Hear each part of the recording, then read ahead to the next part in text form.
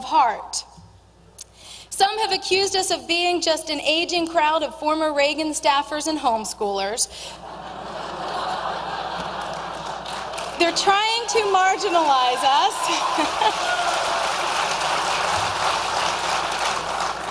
They're trying to marginalize us and put us in a box.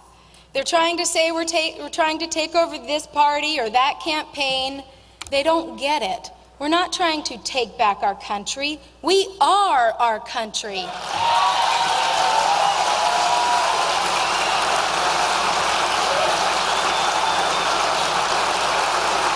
We have always been in charge.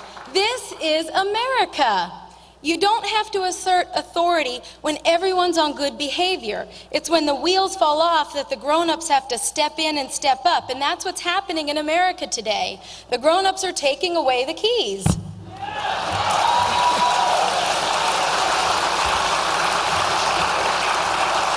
And if I do say so, we've been awfully patient. We've let the incremental assault on our freedoms, our values, our free enterprise, our property rights, our economic stability go way too long. We've watched the tentacles of big government weasel their way into every part of our lives. Bureaucrats and politicians in Washington think they should decide what kind of light bulb we use, what kind of toilets we flush, what kind of car we drive. Across the river in Alexandria, the Green Police are trying to put electric monitors in your recycling bin. They want to tell small businesses what kind of jobs to create, what kind of commercials we can run, what kind of food we can buy or sell. They even want unelected panels of bureaucrats to decide who gets what life-saving medical care and who is just too old or it's too expensive to be worth saving. They'll buy your teenage daughter an abortion, but they won't let her buy a sugary soda in a school's vending machine.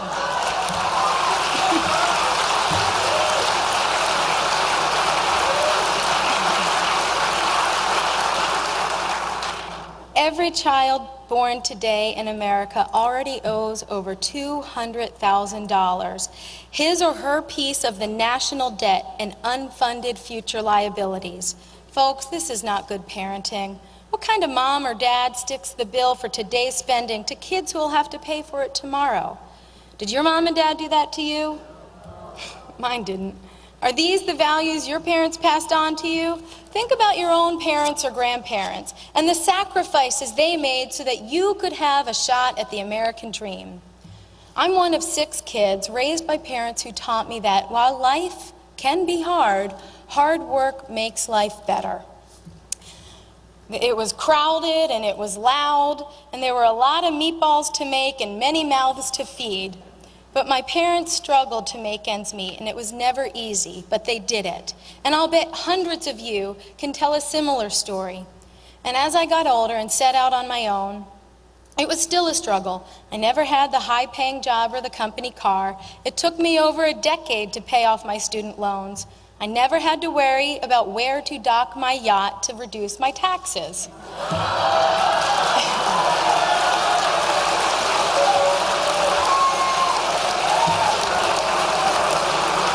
And I'll bet most of you didn't either.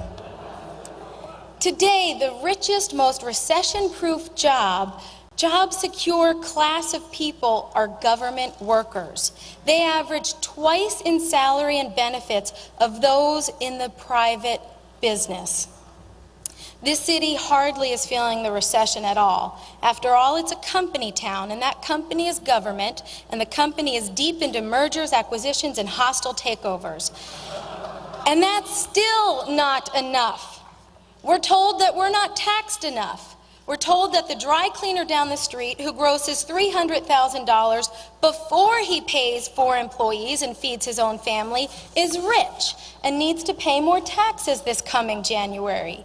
While families are forced to dramatically cut their budgets, we're told that the government can't possibly survive on the budgets they had just 2 or 4 years ago. The tax hikes coming in January are just another government bailout, only this time the government is bailing out itself. This is not the America my generation has known.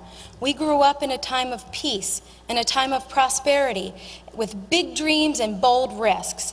As the Berlin Wall came down, we sat in front of our televisions and saw the hunger for freedom from the heavy boot of government coming from East Europe. As one lone student stared down at a Chinese tank in Tiananmen Square, we saw the audacity of liberty.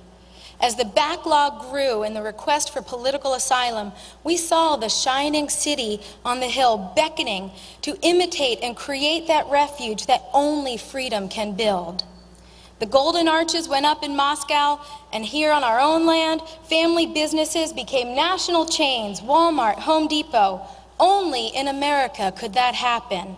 My generation saw American economic genius and glory on display in our store shelves. We saw what freedom can do. We saw what happens when people have control over their own money, their property, their labor, their ideas, their risk, and their reward. And maybe that's why it's been so dramatic to see the great American engine of prosperity seize up and stall out. America's job creators are in lockdown. Our economy choked like nothing since the Great Depression. My generation didn't really feel the full impact of the Carter inflation when we were riding our bikes on our safe hometown streets. So this is uncharted territory for us and many younger Americans. And so therefore, it's easy for many of us to believe in the fantasy land narrative about how to fix the problems we now face.